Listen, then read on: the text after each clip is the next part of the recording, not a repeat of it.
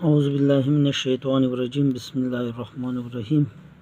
Students, आज हम कुछ MCQs करेंगे सेकंड ईयर बायोलॉजी से, और इसमें डिस्कशन भी होगी MCQs के बारे में कि आया ये MCQs अगर ठीक है तो क्यों ठीक है, अगर ये MCQs गलत हैं तो क्यों गलत हैं। कोशिश करते हैं आज की वीडियो में। Choose the correct option ABCD. WZ ZZ a type of 6 determination is found in birds. इसमें कौन सा ठीक है? बर्ड्स ठीक है, क्योंकि हमने ये और जो है पढ़े हैं, क्योंकि XX और XY ये ड्रोसोपेला और ह्यूमन में ये क्या है, फ्रूट फ्लाई, और ड्रोसोपेला में ये चीज़ें कॉमन है। तो इसमें और ये दूसरा जो है XX और XY ये पाया जाता है किस में? ग्रास हॉपर में पाया जाता है। तो सबसे बेस्ट ऑप्शन जो है ये हमारे पास आ जाता है ये बर्ड्स। इसमें इस टाइप का 6 डिटर्मिनेशन पाया जाता है। दूसरा MCQs है implantation take place in the dash of pregnancy. Implantation जो है वो 4th वीक में हो जाती है, क्योंकि हमने यहाँ पर पढ़ लिया है कि यहाँ से क्या है, इसी तरीके का एक ये इसी तरीके से ये अब जैसे ही यहाँ पर एम्प्यूलर रीजन में क्या हो जाता है, स्पर्म और फर्टिलाइजेशन हो जाता है। फर्टिलाइजेशन हो जाने के बाद ये जाइगोट इसी तरीके से इसमें डिवीज़न ये चीज़ें होती हैं, ब्लास्टूला गेस्टूला ये चीज़ें होती है। और जैसे ही यहाँ से ये आएगा यहाँ पर इस फंडस रीजन पे, और यहाँ पर क्या होगा, इम्प्लांट होगा। यहाँ पर ये इम्प्लांटेशन इसकी होगी, तो ये कौन सी वीक में होगा? 4th वीक में आएगा। कौन सी वीक में होगा? 4th वीक में आएगा। तो जब इस यहाँ फंडस रीजन पे, यूट्रस के फंडस रीजन पे ये इम्प्लांट होगा, तो वो इसके लिए कितना टाइम रिक्वायर्ड है? 4th वीक जो है वो रिक्वायर्ड है। तो इसमें हमारे पास बेस्ट ऑप्शन जो है वो आ जाता है क्या? 4th week.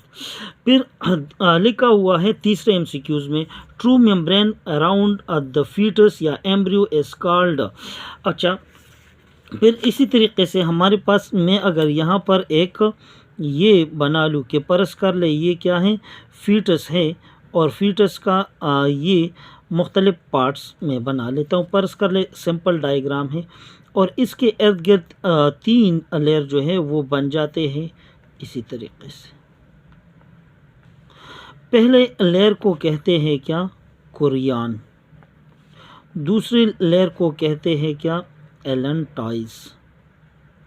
और तीसरी लेयर को कहते हैं क्या? एमनियन। अच्छा, कुरियान से फ्यूचर में बनेगा क्या? प्लेसेंटा। क्या बनेगा? प्लेसेंटा। और प्लेसेंटा के ज़रिए से वो मदर की बॉडी से क्या करेगा? नरिशमेंट लेगा। और इसी तरीके से ये है एलेंटाइज, और एलेंटाइज से फ्यूचर में इससे बनेगा क्या? Umbilical card.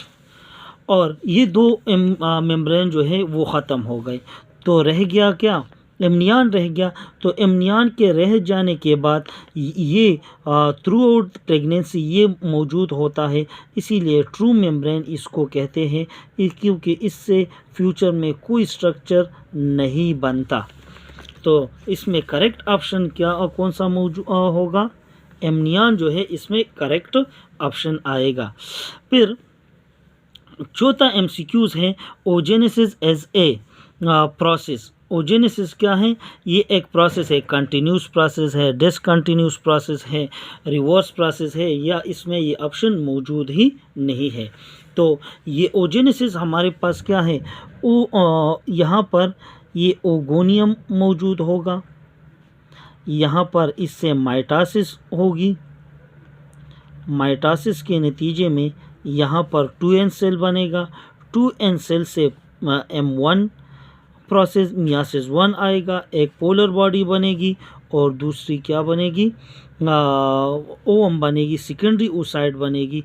और एक्चुअल में यहाँ पर भी एक MCQs है सेकेंडरी oocytes में यहाँ पर भी एक एमसीक्यूज़ है, क्योंकि ये जो माइटोसिस मियासिस होती है ये अनइक्वल साइटोप्लाज्म की अनइक्वल डिवीजन होती है, और अनइक्वल डिवीजन की वजह से एक पोलर बॉडी बनती है और दूसरा बन जाता है क्या, सेकेंडरी oocyte।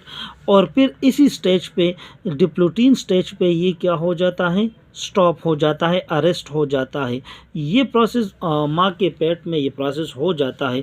ये तब तक ये प्रोसेस क्या होगा, स्टॉप होगा, जब तक फीमेल के इस बच्ची की डिलीवरी नहीं हो जाती। डिलीवरी हो गई और उसकी एज 13 to 14 ईयर्स तक पहुंच गई, 13 to 14 ईयर्स तक पहुंच गई, तो फिर इसका ये ओवुलेशन का प्रोसेस या जो ओजेनेसिस का प्रोसेस है वो जारी रहेगा। तो इसीलिए ये डिसकंटिन्यूस प्रोसेस है, ये कंटिन्यूस प्रोसेस में नहीं आता। तो इसमें का बेस्ट ऑप्शन कौन सा है, डिसकंटिन्यूस प्रोसेस है। फिर एक तीसरा एमसीक्यूज है पांचवा LH stimulate the adjacent to the semifurous tubules to release testosterone। अब देखें जो LH है ये कौन से सेल पे एक्ट कर लेता है।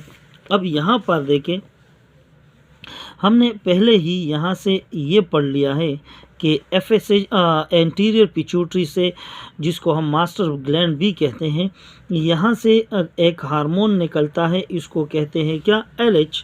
और यहाँ पर एक टेस्टिस है और टेस्टिस में यहाँ पर एक सेमिफ्यूरस ट्यूब्यूल्स हैं, और सेमिफ्यूरस ट्यूब्यूल्स के इर्द गिर्द यहाँ इसके नज़दीक एक स्पेशल टाइप ऑफ सेल्स हैं, और उन्हीं स्पेशल टाइप ऑफ सेल्स को कहते हैं क्या, लेडन सेल्स कहते हैं। और LH इस पे आ जाता है, एक्ट कर लेता है, और एक्शन की नतीजे में स्टिमुलेट कर लेता है लेडन सेल्स को, और इससे निकलता है एक स्पेशल टाइप ऑफ हार्मोन, और उसको क्या कहते हैं, टेस्टोस्टेरोन हार्मोन्स यहाँ से निकल जाता है। तो ये LH इस तरीके से लेडन सेल्स को एक्ट कर लेता है, और फिर उससे निकलेगा क्या, टेस्टोस्टेरोन हार्मोन्स इन मेल। अब ये भी हो गया, तो इसमें बेस्ट ऑप्शन जो आएगा वो कौन सा आएगा, ये वाला आएगा।